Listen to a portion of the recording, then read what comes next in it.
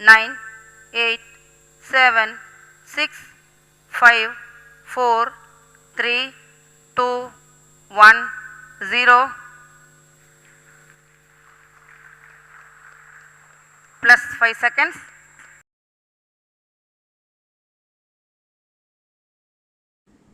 Chandrayaan-3 Chandrayaan-3 হ'ল ভাৰতৰ চন্দ্ৰলৈ এটা অভিযান। কিন্তু ইয়াৰ পূৰ্বতে আমেৰিকা, ৰাছিয়া আৰু চীনকে ধৰি 3খনকৈ দেশে চন্দ্ৰৰ অভিযানৰ ক্ষেত্ৰত সফলতা অৰ্জন কৰিছে।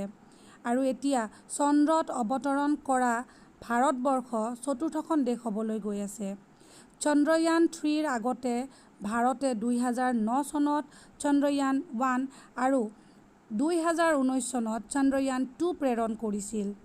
এই চন্দ্ৰয়ান-1ৰ মূল লক্ষ্য আছিল সফলতাৰে চন্দ্ৰৰ কক্ষপথত উপনীত হোৱা আৰু চন্দ্ৰপৃষ্ঠত এটা বস্তু পেলাই দিয়া।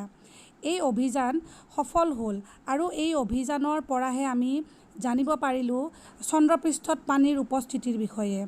তাৰ পিছত চন্দ্ৰয়ান-2 উৎক্ষেপণ কৰা হৈছিল আৰু চন্দ্ৰয়ান-2ৰ মূল লক্ষ্য আছিল চন্দ্ৰপৃষ্ঠত সফলতাৰে লেণ্ডাৰ অৱতৰণ কৰা আৰু চন্দ্ৰপৃষ্ঠত পোৱা মিনাৰেলৰ ওপৰত এক গৱেষণা কৰা।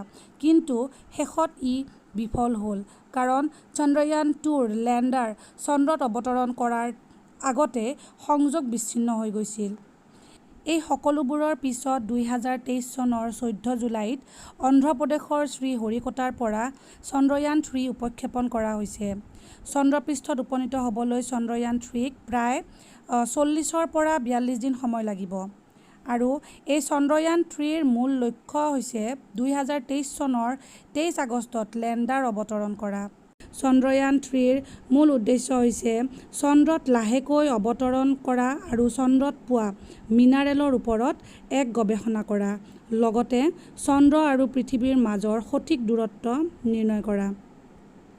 প্ৰথমে চন্দ্ৰয়ান-3য়ে পৃথিৱীক প্ৰদক্ষিণ কৰিব আৰু তাৰ পিছত ৰকেটৰ গতি বৃদ্ধি কৰি ই চন্দ্ৰৰ কক্ষপথত প্ৰৱেশ কৰিব আৰু তাৰ পিছত লাহে লাহে কক্ষপথৰ দূৰত্ব কমাই আনি ই চন্দ্ৰৰ ওচৰলৈ আহিব আৰু অন্তিম কক্ষপথত প্ৰপুলচন মডিউল আৰু লেণ্ডাৰ মডিউল পৃথক হ'ব।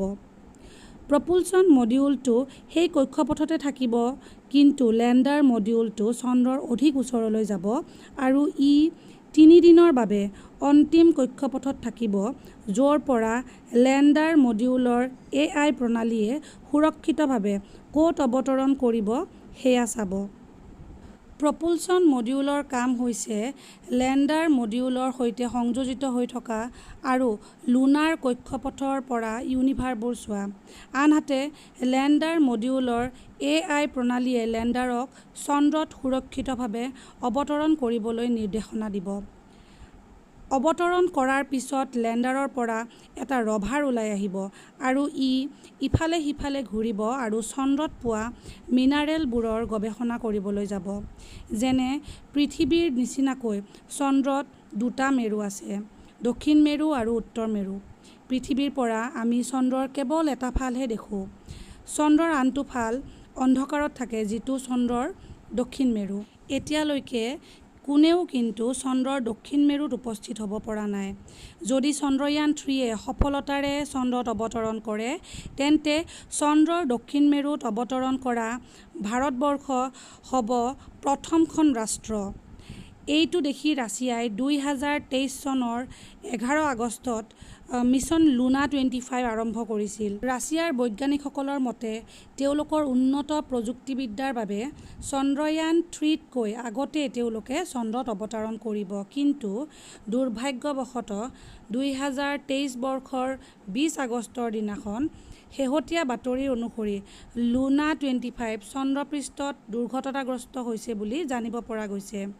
এতিয়া ৰাছিয়াই ভাৰতবৰ্ষক লুনা 25 বিচাৰি উলিওৱাত সহায় কৰিবলৈ কৈছে। সমগ্ৰ বিশ্বই এতিয়া ভাৰতৰ চন্দ্ৰয়ান-3লৈ আশাবাদী হৈ আছে। শেহতীয়া বাতৰিৰ দ্বাৰা চন্দ্ৰয়ান-3য়ে চন্দ্ৰৰ কিছুমান সুন্দৰ ছবি আৰু ভিডিঅ' প্ৰেৰণ কৰিছে। আমি সকলোৱে 23 আগষ্টৰ সেই বিশেষ দিনটোৰ বাবে আকুলভাৱে অপেক্ষা কৰি আছোঁ, যিটো দিনত লেণ্ডাৰটো চন্দ্ৰত অৱতৰণ কৰিব। আৰু যদি চন্দ্ৰয়ান-3য়ে সহায় কৰে তেন্তে এইটো ভাৰতবৰ্ষৰ বাবে এক অতিকৈ গৌৰৱময় মুহূৰ্ত হ'ব। জয় হিন্দ।